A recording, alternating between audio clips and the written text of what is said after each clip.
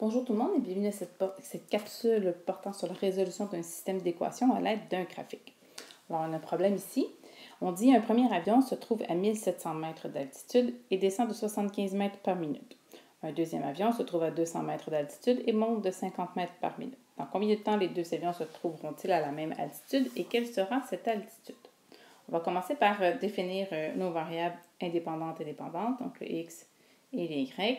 Ici, de quoi on parle? Enfin, on parle de l'altitude des avions qui va varier selon le temps, qui est ici en minutes. Donc, ma variable x, qui est ma variable indépendante, va être le temps en minutes.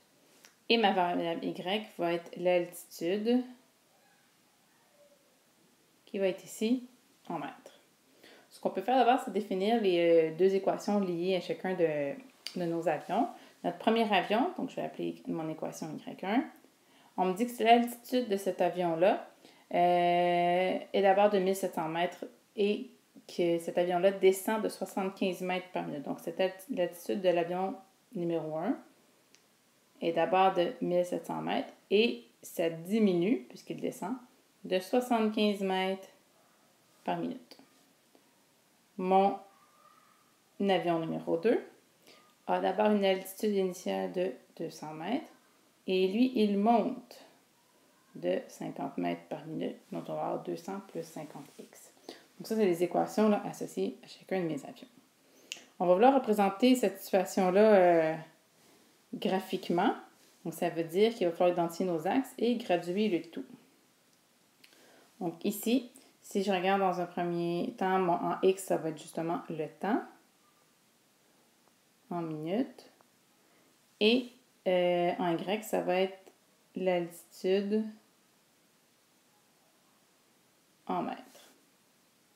Bon, comment est-ce qu'on va graduer ça? On ne sait pas trop. Nous, notre but, dans le fond, c'est de savoir à quel moment les deux avions vont avoir la même altitude. Quel est ce moment-là? On ne connaît pas. Donc, ce qu'on va faire, on va faire une première tentative. Par exemple, je vais faire des bonds de 1 à chaque case là, pour mon temps. Donc, 0, 1, 2. Je vais juste écrire une graduation sur 2. Ce qui fait qu'au bout, je vais arriver à 10 minutes. Au niveau de l'altitude, je sais que ma plus grande altitude, dans le fond, c'est 1700 mètres, puisque c'est mon avion qui se situe le plus haut, puis lui, son altitude descend. Donc, ce que je vais faire ici, c'est que je vais faire, dans le fond, des bonds de 200 à chaque case ou de 400 à chaque deux cases pour être certain que mes altitudes, là, mes données en altitude puissent entrer dans mon graphique. Ce qui fait qu'au bout, je vais arrêter à 2000 mètres d'altitude. Donc, je vais aller placer des points pour représenter l'altitude de mon premier avion. Mon premier avion ici, je vais aller le mettre en bleu. Alors, il part à 1700 mètres d'altitude, donc c'est-à-dire ici, et à chaque minute, son altitude diminue de 75 mètres. Donc, au bout de 1 minute, il va être rendu à 1625. C'est sûr qu'on essaie d'être le plus précis possible. Au bout de 2 minutes, il va être à 1550. Etc. Maintenant que j'y vais à 5 minutes, à 5 minutes, il va être rendu à 1325. Puis au bout de 10 minutes, par exemple, il va être rendu à 950. 950, c'est environ ici. Et là, à ce moment-là, je vais pouvoir relier ces points-là par une droite.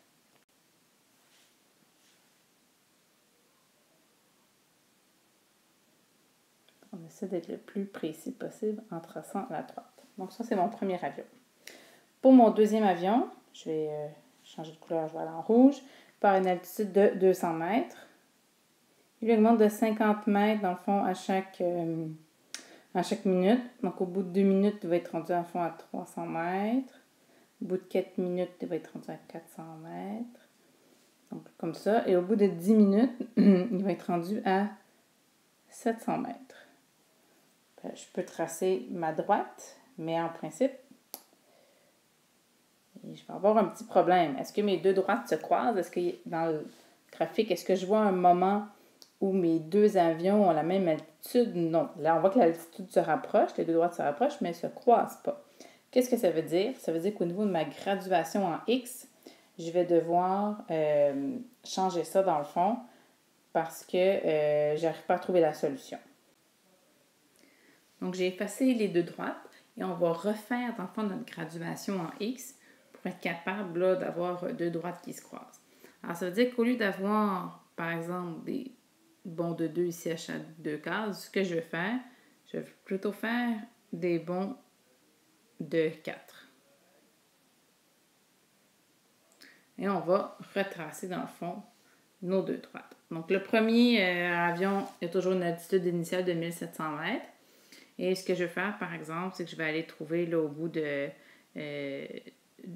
d'autres temps là, à quelle altitude il était rendu.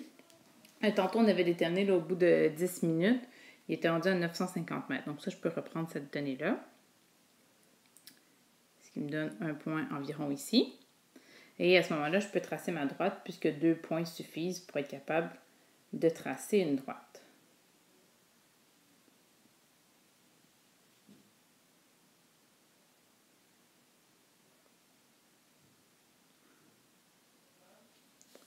Voilà. Par la suite, pour mon deuxième avion, par une altitude de 200 mètres.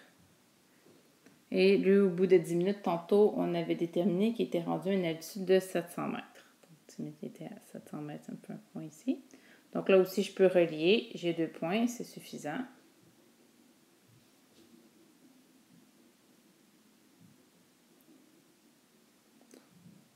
Voilà, donc j'ai tracé mes deux droites. Et là, on peut bien voir qu'elles se croisent.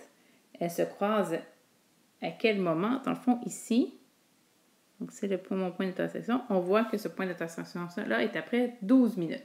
Et après 12 minutes, mes deux avions seraient à une altitude de 800 mètres. Ce que je peux faire, c'est que je peux aller confirmer ça. Est-ce que ça fonctionne bien? Donc, par exemple, pour mon premier avion, bien, je peux la vérifier. Est-ce que si je fais 1700 moins 75 fois 12 minutes, je fais le calcul, oui, ça fonctionne, ça me donne bien une altitude de 800 mètres. Mon deuxième avion, la même chose, il y avait une altitude initiale de 200 mètres, plus il montait de 50 mètres par minute. Donc là, ici, ça sera après 12 minutes. Et j'arrive encore à une altitude de 800 mètres. Donc, le point qu'on avait trouvé ici dans notre graphique, c'est bel et bien la solution de notre système d'équation. Donc, ça ici, c'est notre solution. Et cette solution-là, c'est le point de coordonnées 12, 800. Donc, après 12 minutes, mes deux avions avaient une altitude de 800 mètres. Et voilà!